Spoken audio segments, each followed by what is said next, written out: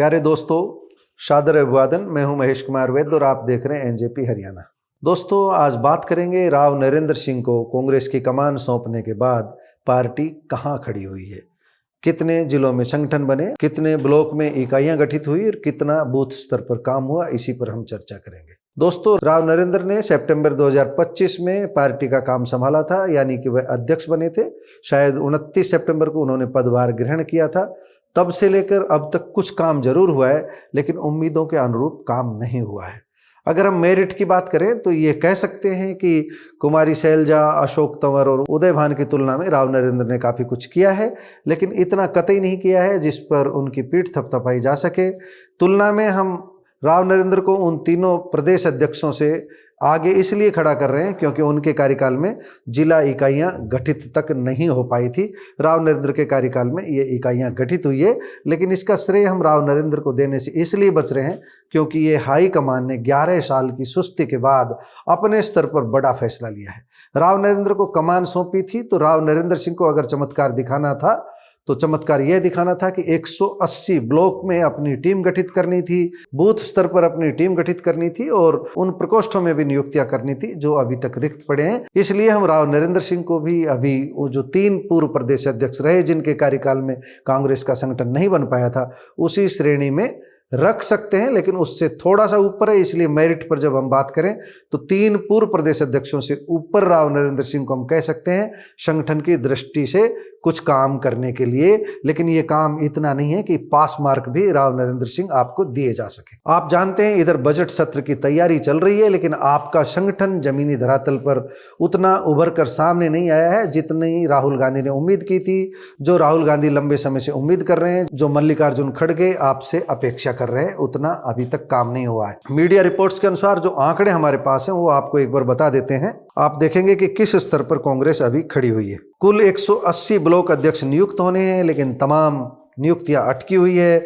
जिला स्तर पर सिर्फ उटवल चल रही है, कई नेताओं के बीच, कई जिलाध्यक्ष के बीच। जो जिलाध्यक्ष अभी बन करके आए हैं वो भी उनमें से कुछ बड़े चौधरी बन गए हैं, कुछ सुस्त हैं जो नेताओं की आंख में आंख मिलाकर बात नहीं कर पा रहे हैं।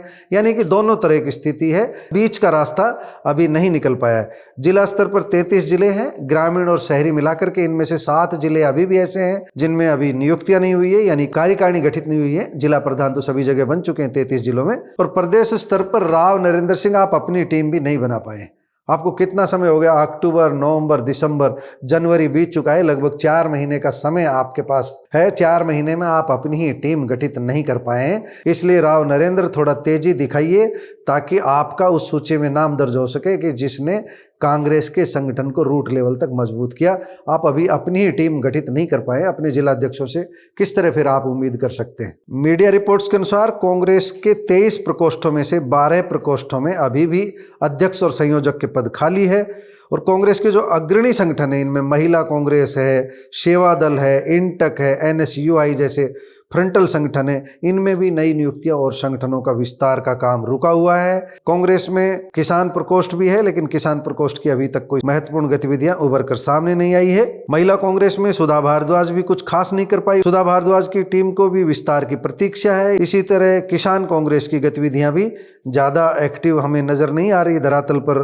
रमैया सैनी ओबीसी प्रकोष्ठ संयोजक जरूर है, लेकिन वह भी कुछ खास नहीं कर पाए। किसान कांग्रेस के अध्यक्ष पद पर धर्मवीर कालेखा भी अपना कुछ खास नहीं कर पाए हैं। कुल मिलाकर हम ये कह सकते हैं कि अभी भी कांग्रेस की स्थिति उतनी मजबूत नहीं है संगठन स्तर पर जितनी भारतीय जनता पार्टी की है। हम ये भी कह सकते हैं कि भारतीय जनता पार्टी से तुलना भी बेमानी है। इस जगह कांग्रेस का संगठन जहां पर खड़ा है वहां पर भारतीय जनता पार्टी से मुकाबला करने की स्थिति नहीं है। यहां अब कांग्रेस को बूथ लेवल तक, बूथ लेवल से भी निचले स्तर पर ले जाने की जरूरत है। बूथ स्तर पर कांग्रेस की कमेटियां नहीं है, ब्लॉक स्तर पर कांग्रेस की कमेटियां नहीं है, विधानसभा स्तर पर कांग्रेस की कमेटियां नहीं है।